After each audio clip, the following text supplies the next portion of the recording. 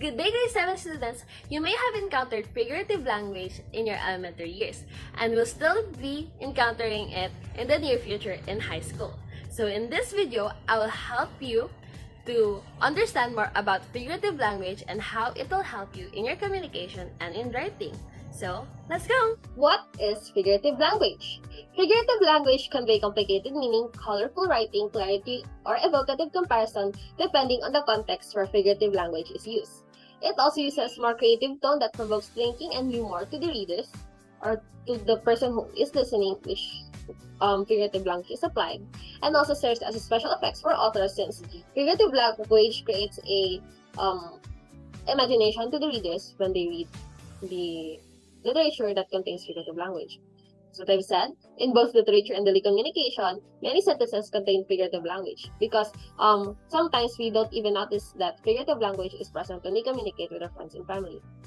So I will be presenting 6 common figurative language since figurative language covers a wide range of variety of literary devices and techniques.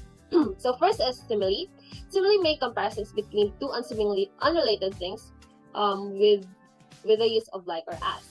So take note that in simile we use like or as to compare two unrelated things.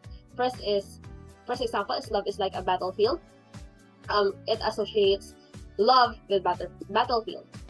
So it is understandable that there are some context in the battlefield that is connected with love, even though it's unrelated with one another.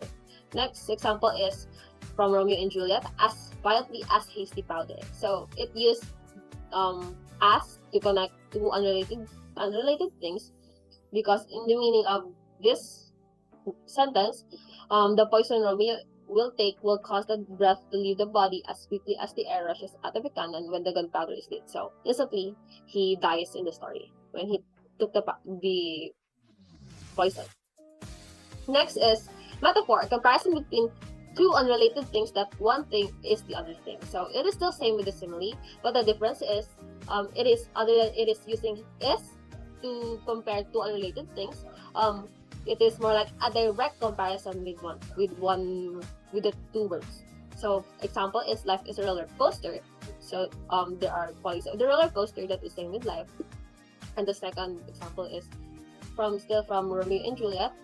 My name, dear saint, is hateful to myself because it is an enemy to thee. This means that because it is significant that his name, his family is an enemy to Juliet's family. Next is hyperbole. It's an intentional exaggeration of truth and emphasizes more importance something or to create a comic effect.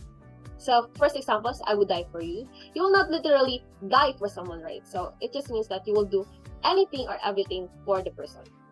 Next is from the Titanic, a 1997 film. I am the king of the world. Since Titanic was the largest ship that time,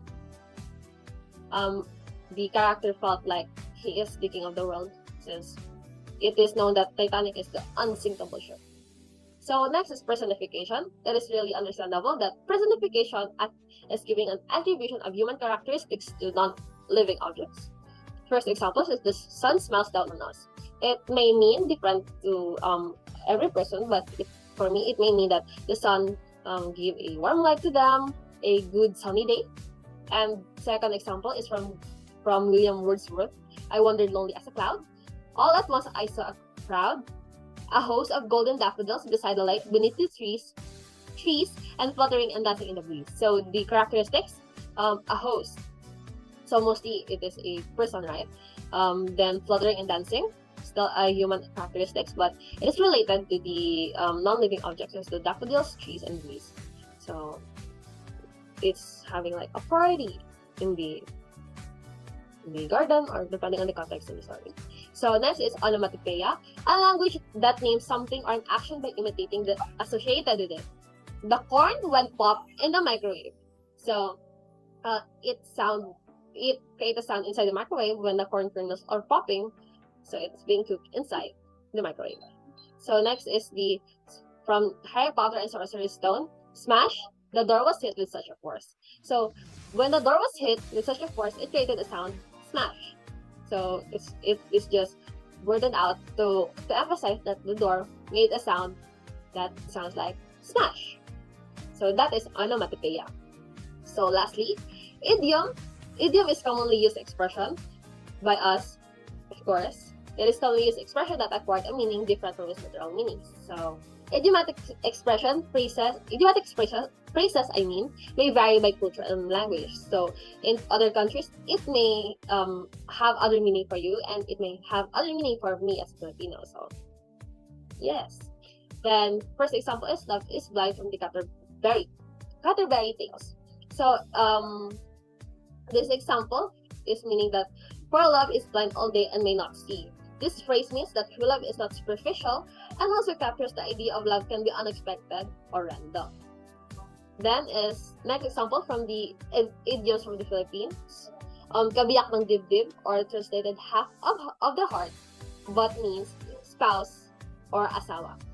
So just take note that figurative language may vary on how it is constructed in the sentence, but mostly the characteristics of the mentioned figurative language earlier, the simile metaphor, hyperbole personification, onomatopoeia, and idiom characteristics are still present.